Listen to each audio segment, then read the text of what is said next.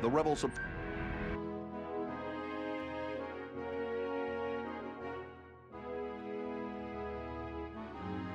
I've got here with me David Stripinis, who is director of animation here at Factor 5 and who did quite a bit of the cutscenes in the game, and Chris Crawford, who was level designer for Ison Corridor. Let's start out with you, David, because the level is starting out with you. Yeah, well, this was one of my favorite levels for cutscenes, simply because the everything about it is so dramatic and very cool looking. So it was fun to shoot and work with, and it also has, I think, the only piece of comedy in the game, which is the intro, where it's kind of the Star Destroyer nose coming over, and then the big reveal. Which is taken from Star Wars 1, but... 4, kind of Star Wars 4. Alright, episode 4, yeah. So in general, about cutscenes, how do you do cutscenes? Because obviously they're real-time cutscenes, there's a little bit of video here and there, but how are they done?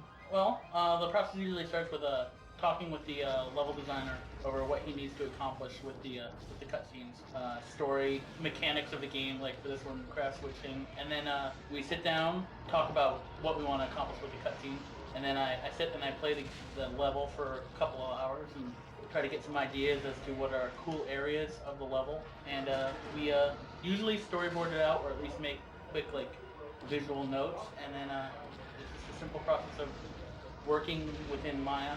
Maya is a software tool? Yeah, Maya is our 3D application, which we do all the artwork in. Yeah. Both animation and models and everything like that.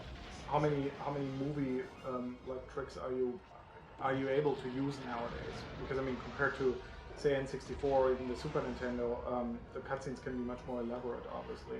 The cutscenes can be a lot more elaborate, and we can do some camera tricks, but some of the we're one of the big problems we actually have for the cutscenes is things without a visual reference in space.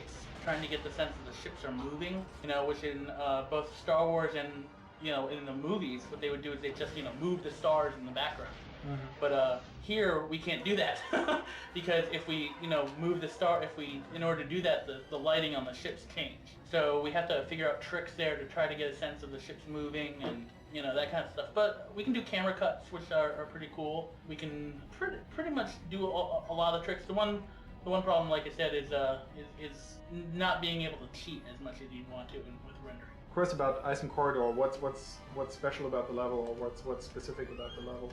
Well, it's the first level in the game where there's no height map, no ground, that is, to use as a reference for the player, so it's unique in that way. And also, it's the first level to introduce craft switching, so that the player can use a different craft than the one they started with. Mm-hmm. So, had to be kind of careful in that I didn't want to overwhelm the player with too many or rather too deadly enemies in this level. Try to keep them pretty stupid compared to some of the other levels.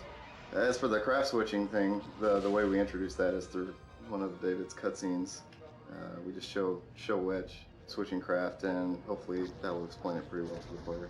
In terms of the second part, how's the fog done? In the sense of, do you actually do those clouds, or how's it handled for a level designer? Well, the clouds that you see in the far distance, those are actually paintings done by our lead artist, and that's basically just a big object in the background that has those paintings on it. And then as far as the clouds that you actually fly through, that is a real volumetric cloud, which I placed. It's basically just a big squashed sphere that I place in the level to define the range that the volumetric cloud fills. And then basically, based on what the artist puts on it, it takes up that, but it does it in 3D. Right, correct. So it looks like a cloud in 3D. Mm-hmm. Yeah. Plus, gameplay-wise, it's supposed to force you to use the targeting computer a bit more than in the first level. Right. Yeah. It's deliberately. Actually, even the first part and the second part, the enemies are sort of deliberately obscured, and we play voice lines to encourage people to try out the targeting computer and identify enemies that way.